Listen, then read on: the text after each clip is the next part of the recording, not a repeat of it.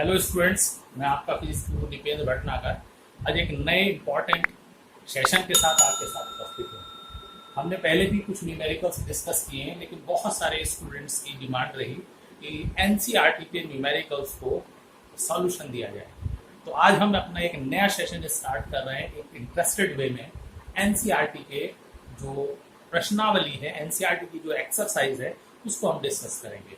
तो आइए student start करते हैं अपना नया सेशन 12th एनसीईआरटी। ठीक है, आज हम कुछ पहले चैप्टर के कुछ इनिशियल क्वेश्चंस डिस्कस करने जा रहे हैं। सबसे first of all 1.1 question. 1.1 question कहता है वायु में एक दूसरे से 30 सेंटीमीटर दूरी पर रखे दो छोटे आवेशित गोलों पर क्रमशः 2 × 10⁻⁷ कूलाम तथा 3 × 10⁻⁷ कूलाम आवेश है, उनके बीच बल कितना है। तो आज हम स्टार्टिंग से स्टेप बाय स्टेप न्यूमेरिकल कैसे हल करते हैं वो आपको समझाएंगे। फर्स्ट ऑफ ऑल, जो भी न्यूमेरिकल आंकिक प्रश्न आप हल करना चाहते हैं उसको आप ठीक से पढ़िए। पढ़ने के बाद आपको पता चलेगा उस क्वेश्चन के अंदर हमें डाटा क्या क्या गिवन किया गया है। सबसे पहला क्वेश्चन हम ले रहे हैं वायु में एक दूसरे से 30 सेंटीमीटर दूरी पर। इसका मतलब क्या, दोनों आवेशों के बीच की दूरी गिवन है। तो 1.1 क्वेश्चन में फर्स्ट ऑफ ऑल सबसे पहले आपके पास गिवन है दूरी r equal to 30 centimetre.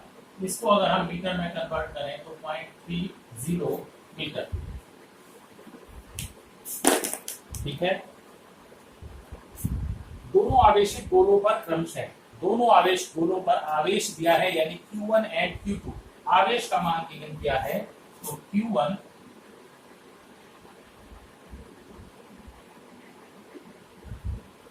Given है 2 × 10⁻⁷ कूलाम और आवेश Q2 गिवन है 3 × 10⁻⁷ कूलाम। उनके बीच कितना वैद्युत बल कार्य करेगा। तो सबसे लास्ट में हमें ये फाइंड आउट करना होता है कि हमें ज्ञात क्या कराया है। क्वेश्चन में कहा है उनके बीच कितना बल है। अब जब क्वेश्चंस के अंदर गिवन डाटा हमने नोट कर लिया, क्या क्या हमें फाइंड आउट करना है वो हमने नोट कर लिया, तो अब हम देखेंगे कि किस न्यूमेरिकल को हल करने के लिए किस फार्मूले का यूटिलाइज कर सकते हैं। तो F Q1 Q2 R के रूप में कूलाम का नियम लगता है। तो सिंपली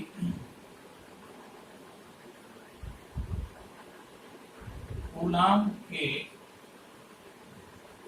नियम से वैद्युत बल F बराबर होता है 1/4πε0 Q1 Q2 R²। 1/4πε0 एक कांस्टेंट है, इसका मान होता है 9 × 10⁹।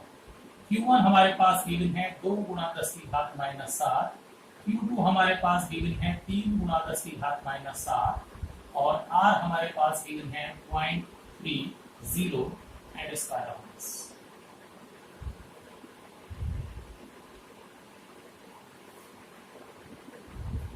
नौ गुणा 2 × 3, पावर का रिकलेक्शन करें। 7 और 7 आप देखें 7 × 7 14, यानी 14 माइनस की पावर है। 9 हमारे पास पॉजिटिव है, तो बचेंगे हमारे पास -5 × 10 की पावर -5। इसका अगर स्क्वायर करें हम तो इसको लिख सकते हैं 0.3। 0.3 मीन्स 3 × 10 की पावर -1। स्क्वायर अगर इसका करें तो होगा 9 × 10⁻⁻2। 9 गेट्स कैंसिल, तो 6 × 10 की power -3। This power becomes positive, -2 power ऊपर जाकर प्लस हो जाएगी, तो बचेगी -3 और इतने न्यूटन का फोर्स। दोनों बल, दोनों आवेश जो गिवन है वो पॉजिटिव गिवन किए गए हैं और सजातीय यानी समान आवेशों के बीच में कैसा लगता है, प्रतिकर्षण बल। तो इतने न्यूटन का प्रतिकर्षण बल उनके बीच में लग रहा होगा।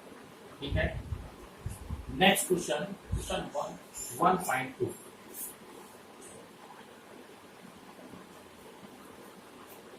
क्वेश्चन 1.2 कहता है 0.4 माइक्रो कूलाम के किसी छोटे गोले पर किसी अन्य छोटे आवेशित गोले के कारण वायु में, तो सबसे पहले हमें पहले गोले का आवेश गिवन है Q1 0.4 माइक्रो कूलाम और किसी छोटे आवेशित गोले के कारण वायु में दूसरे गोले पर जो बल लगता है F21, दूसरे गोले पर फर्स्ट के कारण लगने वाला बल गिवन क्या है 0.2 न्यूटन। यदि दूसरे गोले पर 0.8 माइक्रो कूलाम का आवेश है, Q2 गिवन है 0.8 माइक्रो कूलाम। तो फर्स्ट ऑफ ऑल ये पूछना चाहता है दोनों गोलों के बीच की दूरी, और सेकंड दूसरे गोले पर पहले के कारण कितना बल लगता है। ठीक है, this is Q1 and this is Q2। ये दो आवेश हैं Q1 Q2, कोई ना कोई इनके बीच की दूरी है, वो हमें फाइंड आउट करनी, कितना बल इनके बीच में लग रहा है वो हमें गिवन किया है। ठीक है, तो ये भी सिंपली कूलाम के नियम से होगा। तो कूलाम के नियम से F is equal to 1/4 pi epsilon 0 and Q1 Q2 upon R square। We have to find R हमें फाइंड आउट करना है, तो यहाँ ले आइए R square will be equal to 1/4 pi epsilon 0 Q1 Q2 upon F। जब भी आप न्यूमेरिकल्स कर रहे हैं, कुछ बातों का बेसिक पॉइंटों का हम ध्यान रखेंगे तो न्यूमेरिकल में मिस्टेक होने के चांस कम हो जाते हैं। फर्स्ट ऑफ ऑल ये देखें, जो भी वैल्यूज हमें गिवन हैं उनको सामान्य रूप से आप एसआई सिस्टम में, एमकेएस सिस्टम में कन्वर्ट कर लें। जैसे हमें आवेश गिवन किया 0.4 micro coulomb and 0.8, force given किया है 0.2 Newton. Newton is the unit of force in SI system. जो न्यूटन है वो बल का एसआई सिस्टम में यूनिट है। तो नॉर्मली हम एसआई सिस्टम ही चूंकि यूज करते हैं, तो जितनी भी वैल्यूज हमें गिवन है उनको हमें एसआई सिस्टम में कन्वर्ट कर लेना चाहिए।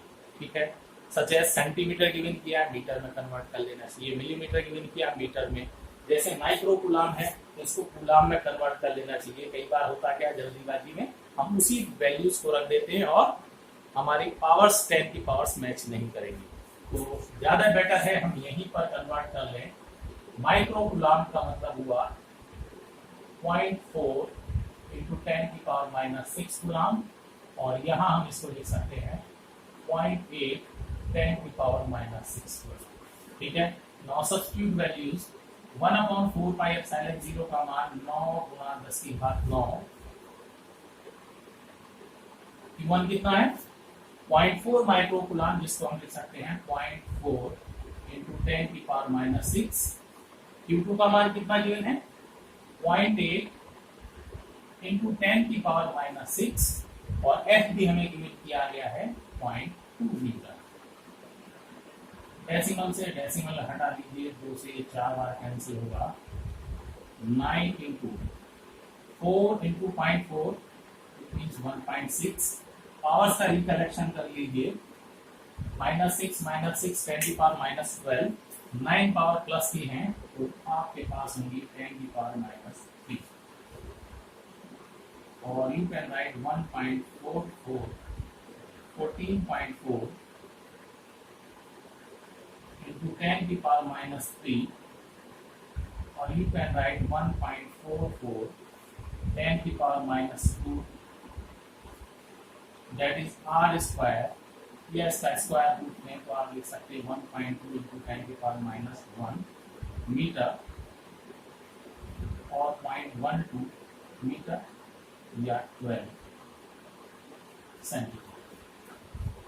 ठीक है, तो इस तरीके से सिंपलर फॉर्म में हम क्वेश्चंस को करने की कोशिश करेंगे।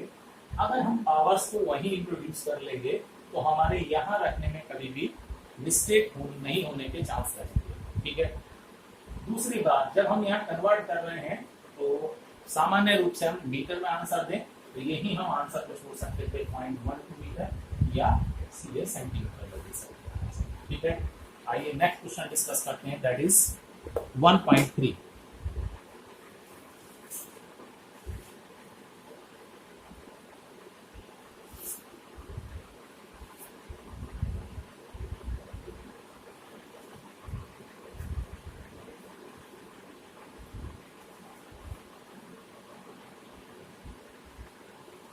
क्वेश्चन 1.3 जांच द्वारा सुनिश्चित करिए हमें कांस्टेंट एक वैल्यू गिवन की गई है K E square upon G M E M P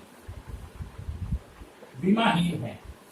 हमें ये सुनिश्चित करना है यानी दिखाना है कि जो वैल्यू हमें गिवन की गई है ये विमाहीन है। भौतिक नियतांकों की सारणी देख करके इसका अनुपात का मान ज्ञात करिए।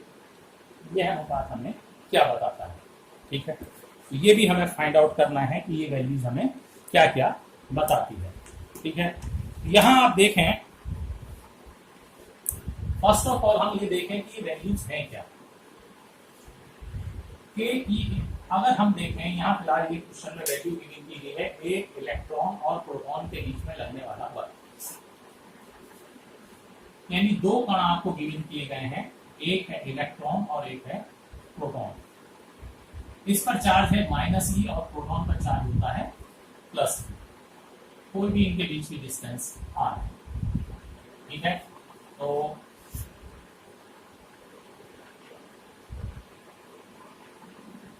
इलेक्ट्रॉन व प्रोटॉन के बीच कार्यरत वैद्युत बल that is Fe electric force है इनके बीच में, तो 1/4πε0 E इंटू E दोनों के ऊपर आवेश जो कि स्मॉल e है अपॉन r²। इस वैल्यू को हम लिखते हैं small k, that is this constant proportional अनुक्रमानुपाती नियतांक को k लिखा है and E square upon r², and this is equation number first.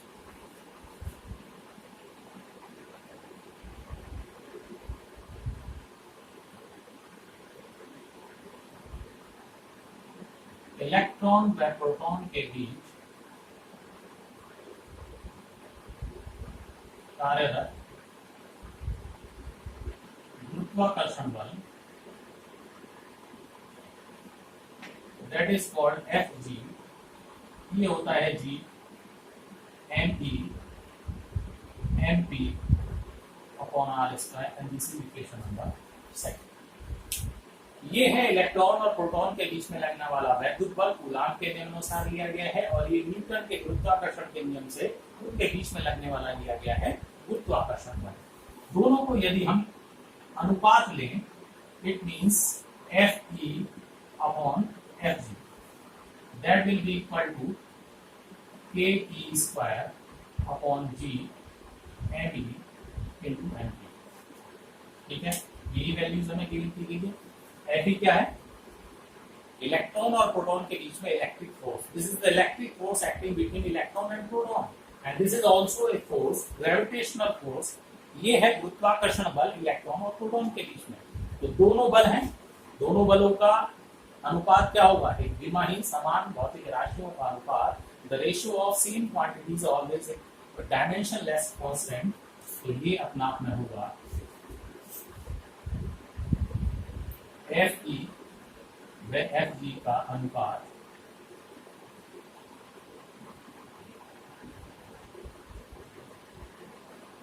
विमाहीन होगा, डायमेंशनलेस होगा, अतः ke square Gme mp is equal to विमाहीन।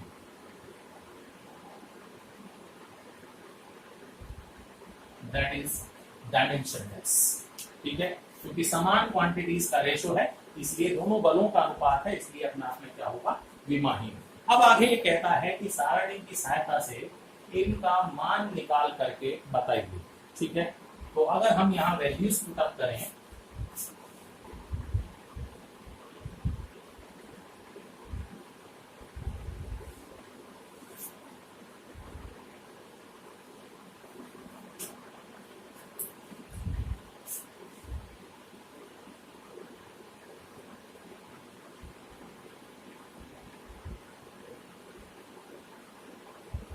Small के इज इक्वल टू होता है 1/4πε0 और इसका मान होता है 9 × 10⁻⁹। ई है इलेक्ट्रॉन का आवेश, कितना मान होता है 1.6 गुणा 10 की घात माइनस 19 कूलम। कैपिटल जी है गुरुत्वाकर्षण नियतांक, यानी 6.67 गुणा 10 की घात minus 11 into M E, electron का द्रव्यमान कितना होता है, इलेक्ट्रॉन का द्रव्यमान 9.1 गुणा 10 की घात माइनस 31 और 1.66 गुणा 10 की घात माइनस 27। ठीक है, इन वैल्यूज को अगर हम सब्स्टिट्यूट करें और मान सोल्व करके लाएं तो लगभग सोल्व होकर आता है 2.99 गुणा 10 की घात माइनस 10 की घात प्लस 39। लगभग अप्रोक्सीमेटली ये वैल्यू आएगी आपके पास 2.99 इंटू 10 की power 39।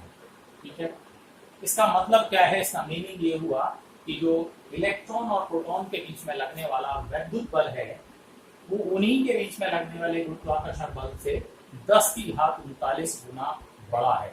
It means electric force is more greater than gravitational force. ठीक है,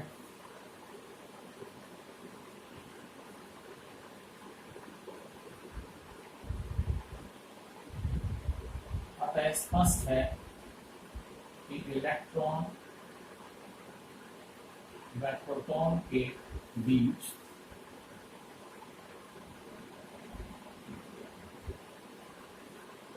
लगने वाला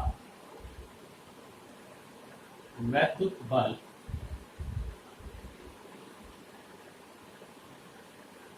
उनके बीच लगने वाले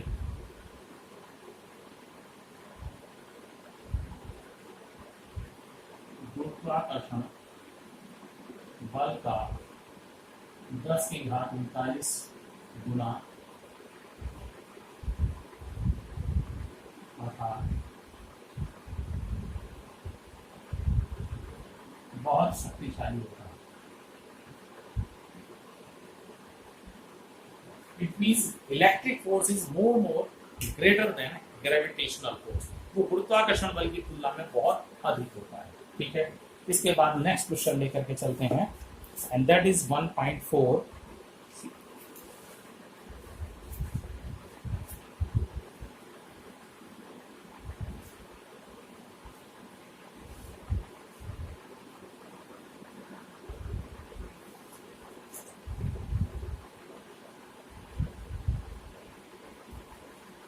क्वेश्चन 1.4 कहता है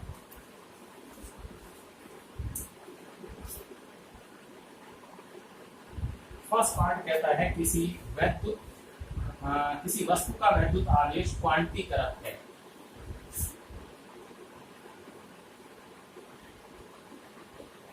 किसी वस्तु का आवेश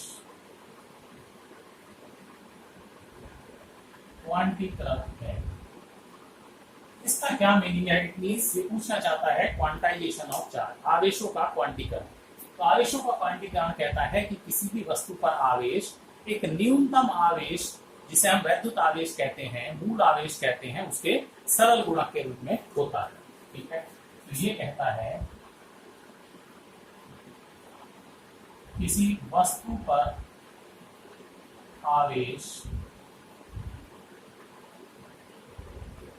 एक न्यूनतम आवेश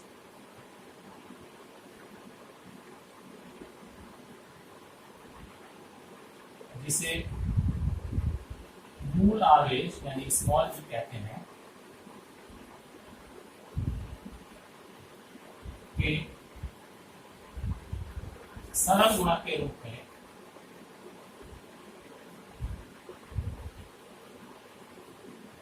होता है। तो किसी भी वस्तु पर आवेश ई के स्मॉल ई जिसे मूल आवेश कहते हैं उसी के सरल गुणक में हो सकता है। अतः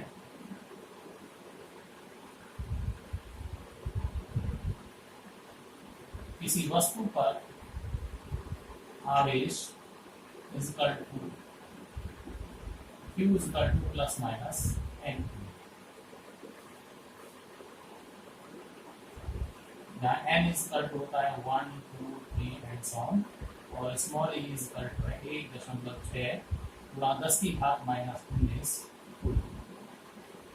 ये है इलेक्ट्रॉन का आवेश जिसको हम मूल आवेश कहते हैं। अब इसी का सेकंड पार्ट कहता है क्वेश्चन बी, स्थूल अथवा बड़े पैमाने पर वैद्युत आवेश से व्यवहार करते समय वैद्युत आवेश के क्वांटीकरण की अपेक्षा कैसे कर सकते हैं। इट मींस जब हम लार्ज लेवल पे बड़े पैमाने पर आवेश का अध्ययन कर रहे होते हैं तो उस समय आवेश के क्वांटीकरण को क्यों छोड़ दिया जाता है, ये हम बताना चाहते हैं। तो जब हम सामान्य रूप से किसी वस्तु पर आवेश की बात करते हैं तो उस पर आवेश मूल आवेश की तुलना में बहुत अधिक होता है, ठीक है। फॉर एग्जाम्पल एक उदाहरण की सहायता से हम इसको स्पष्ट करें। यदि किसी वस्तु पर बहुत छोटा आवेश है, 1 माइक्रोकूलम, बहुत छोटा आवेश है 1 माइक्रोकूलम, तो इसके अंदर कितने मूल आवेश होंगे वो हम ज्ञात करें। तो फार्मूला है Q is equal to Ne और you can say N is equal to Q upon E, ठीक है। Q की वैल्यू हमने लिए 1 माइक्रोकूलम, इट मींस 1 × 10⁻⁻⁶, और E है 1.6 गुणा 10 की घात माइनस 19, ठीक है। अब इसको डिवाइड करें तो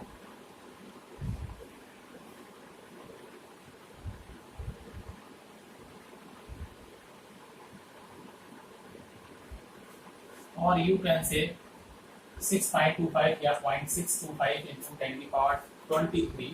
इसका मतलब आप ये देखिए यहाँ पर लगभग 10 की घात 13 मूल आवेश लगभग में आवेश उसके अंदर है, और 10 की घात 13 बहुत बड़ी संख्या है, जबकि आवेश हमने बहुत छोटा लिया है। तो सामान्य वस्तुओं पर जब हम आवेश की बात करते हैं तो उन पर आवेश बहुत अधिक होता है और उसमें मूल आवेशों की संख्या और भी ज्यादा होती है। तो उस अवस्था में हम आवेश को क्या मान लेते हैं, सतत, कंटिन्यूअस। कहां पर, बहुत लार्ज स्केल पर। तो जब हम बड़े पैमाने पर बात करते हैं आवेश की तो उस समय मूल आवेश गौण हो जाता है। उस समय मूल आवेश को हम नहीं मान करके चलते, हम आवेश को सतत रूप से स्टडी करते हैं। तो उस अवस्था में हम आवेश के क्वांटीकरण की अपेक्षा कर देते हैं, उसको काउंट नहीं करते हैं, ठीक है। जबकि वो अस्तित्व में है लेकिन बहुत बड़े आवेश की हम बात कर रहे हैं तो वहां पर हम उसको गौण ले देते हैं, ठीक है। अपने नेक्स्ट वीडियो नेक्स्ट लेक्चर में हम आगे के लिए आगे के क्वेश्चन डिस्कस करेंगे। तब तक के लिए